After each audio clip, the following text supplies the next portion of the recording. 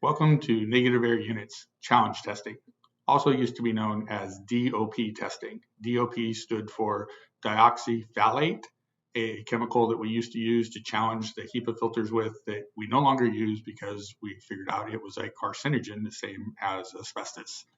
Okay, so everybody understands we challenge test vacuums and other HEPA filtered equipment exactly the same as we do negative air units. Today, we're going to concentrate on the negative air units. We challenge test negative air units to assure that they do not exhaust particulate matter to areas outside of containment. We're not going to concern ourselves with the negative pressure or the air changes per hour today.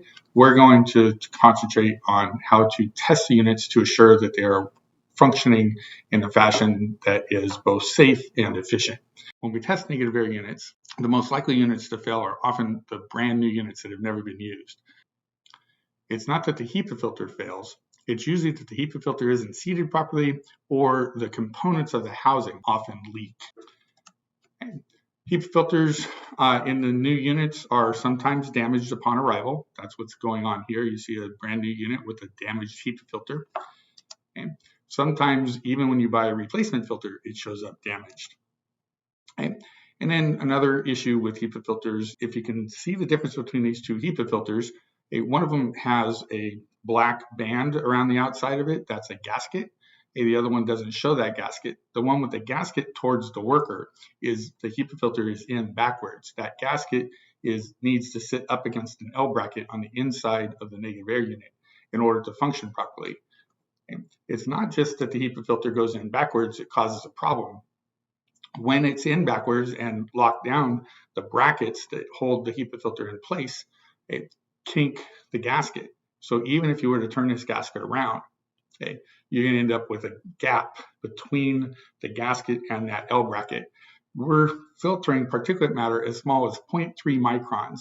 Now, a micron is a millionth of a meter, and you get between 50 and 100 microns across the width of a human hair. So we're talking about particulate matter that is 3/1000ths the width of a human hair.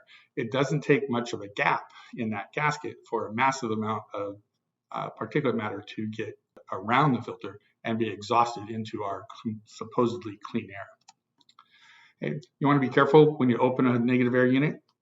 They're going to be very dirty on the inside. Okay. You never want to unseal a negative air unit. They should show up on every job site sealed with plastic and duct tape. And never want to open them until you've turned the negative air unit on. That way, all of this dust or debris, if it is disturbed, will get sucked into the HEPA filter. Typically, the way we test the units is we blow smoke made up of particulate matter 0.3 microns and larger. Basically, when we test the units, we blow smoke made of particulate matter 0.3 microns and larger. Okay. We have a sensor in the exhaust of the unit that can detect these 0.3 microns and larger particulate matter. And if more than 99.97% of the air is not particulate free, then the unit fails and cannot be used. Even though we're typically inside a containment, we do not want a vacuum that leaks because it will increase the amount of exposure that our workers are exposed to. So everyone that tests negative air units blows smoke across the HEPA filter and at the edges of the HEPA filter. However, the entire back half of the negative air unit is under negative pressure. The unit housing and all the components there need to be tested as well. And so what else could leak? The control panel could leak, the L bracket rivets, that bracket that the HEPA filter needs to seat up against. And the wheel attachments could leak, the power connection could leak. All of these are potential leaks through the housing that would be behind the HEPA filter that could allow particulate matter. Again, you're talking about something 3/1000ths the width of a human hair, so it doesn't have to be very big. It can get out and be exhausted into what we consider clean air. Janus shrink wraps its negative air units, which does a great job of keeping the negative air units clean and seals those L bracket rivets. However, it doesn't necessarily protect from air moving through the control panel, the power attachment, or the wheel attachments. So we still need to address those. While shrink wrap is good at preventing leaks at the rivets, the other leaks need to be sealed with caulking. And here you see a DOP tester caulking the screw heads of the control panel for the unit.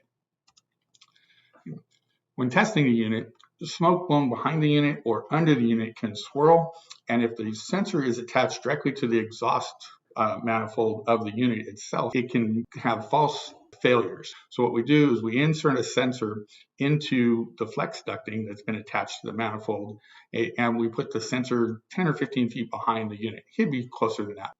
Okay. If units cannot pass across the control panel at the power cord or at the wheel attachments, they can be used as what we call exterior of containment units only, where the front end of the unit is placed inside containment so they can pull air from inside containment, but then it is pushed through the poly wall, so all of that exterior housing section of the negative air unit is actually outside of containment. That way, even if air does get pulled into those attachments or those rivets or any other component of the housing, it's going to be outside air already, so it's not going to add anything to that outside air. Okay. Never trust the DOP tester just to know how to test the entire unit. They won't test the entire unit unless you require them to. They're only going to test across the HEPA filter and around the HEPA filter to see if it is seated properly. Even when they do test the entire unit, they don't always know how to do it.